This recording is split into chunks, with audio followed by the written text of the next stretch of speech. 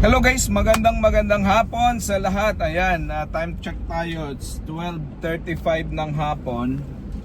Tayo ay papunta tayo ng poultry ulit. Punta tayo sa bukid.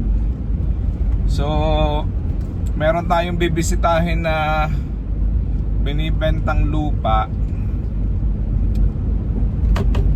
Bibisitahin natin kasi naghahanap tayo ng medyo malaki-laking space para kung mag-expand tayo ng poultry, kailangan natin yung medyo malaki-laking space kasi yung poultry natin ngayon maliit lang siya.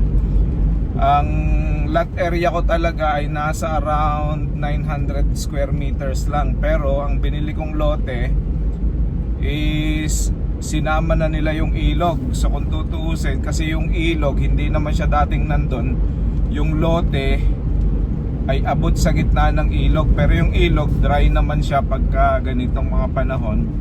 Pagka lang medyo malakas ang ulan, saka nagkakatubig. So yun yung lote na meron tayo. So hindi siya masyado malaki, medyo sakto lang. So kailangan natin na bumili ng medyo malaki-laki kung mag-expand tayo ng poultry ng ating RTL business. Ang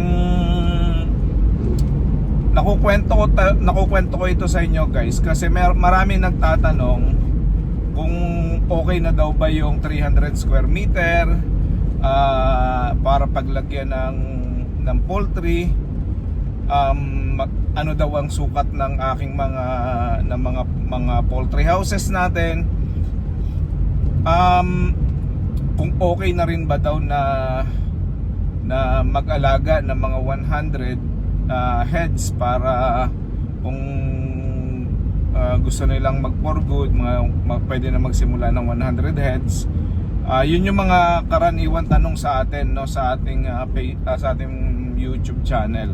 So guys, so yung 300 square meter pwede na yon, no? Pwede na yon sa maliit na scale, no? So yung mga nag-aalaga ng 200 heads, 100 heads, pwede na yung 300 square meters kasi hindi naman siya malaking malaki ang required na space, no? So pero kung gusto niyo mag-expand, gusto niyo maglagay ng mga 2,500, gusto niyo na 5,000 heads na manok, medyo kailangan malaki-laking space at medyo malayo din sa mga kabahayan. So kailangan may space kayo talaga. So the reason why naghahanap ako ng lugar is dahil gusto kong mag-expand. So kasi nasa malaking poultry at saka nasa pagdami ng heads, pag okay ng profit, no, paglaki ng profit. Kasi pagka maliit lang yung iyong numbers, maliit lang talaga, minimal lang yung profit. Minsan hindi pa siya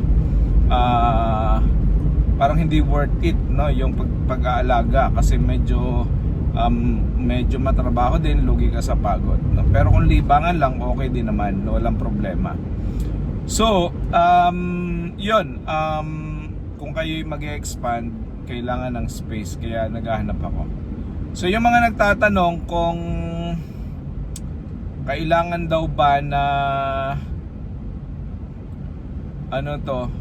pwede na ba daw magsimula ng 100 heads? Pwede naman, no? Pwede naman. Pero wag po kayong mag-i-expect ng malaking profit, no? Kasi ang RTL sa 100 heads, baka yung sa average na computation, yung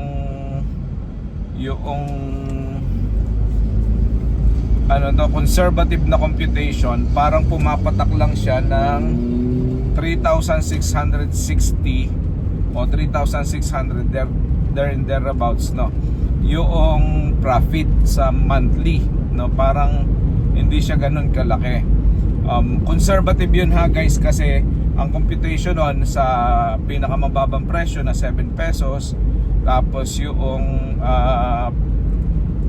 85% na production every day. Pero syempre pag 100, mas madaling alagaan, mas natututukan, mas mataas ang yield niyan. So ang 100 ay nag-yield yan siguro ng mga 95%. So more or less nagawa 100% pa nga yan. So more or less ang inyong mga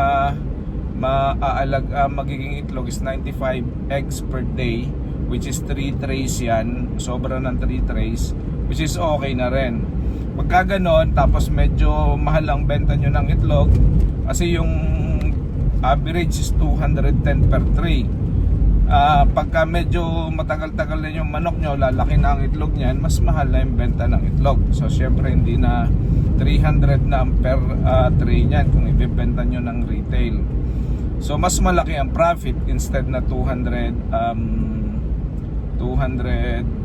no. So kaya pag-aralan kung gustong magtrabaho na magganito, pag-aralan nyo na maayos, tapos siguraduhin ninyo na handa kayo dun sa reality na hindi siya ganun kalaki minsan, no. So yun, yun lang. At kung may mga tanong kayo, please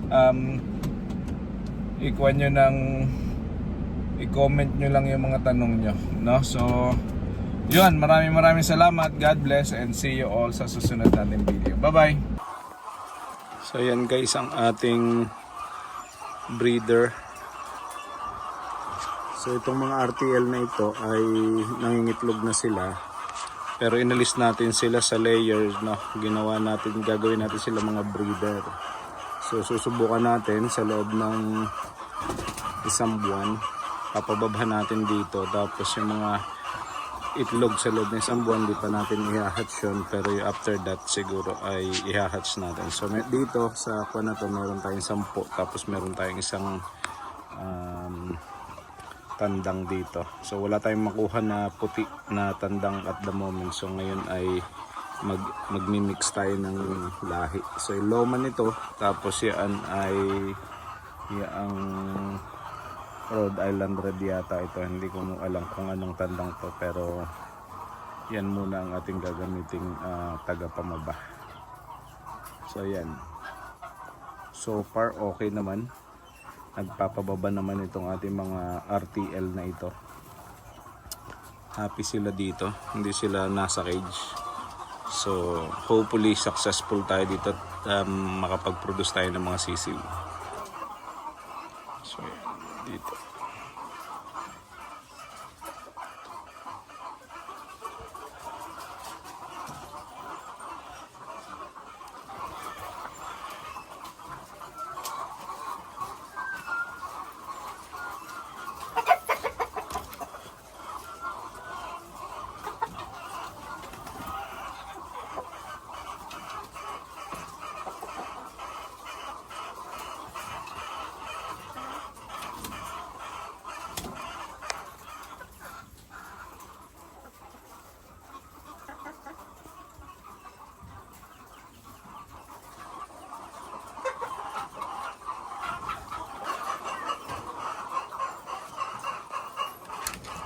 So dito, yan, meron din tayo ditong Rhode Island Red ulit na tandang. Tapos ayan, so 10 ulit dito sa isang part na to. 10 yung RTL na pinakawala natin. So ganun din gagawin natin sa kanila. Binababhan din sila ng ating manok.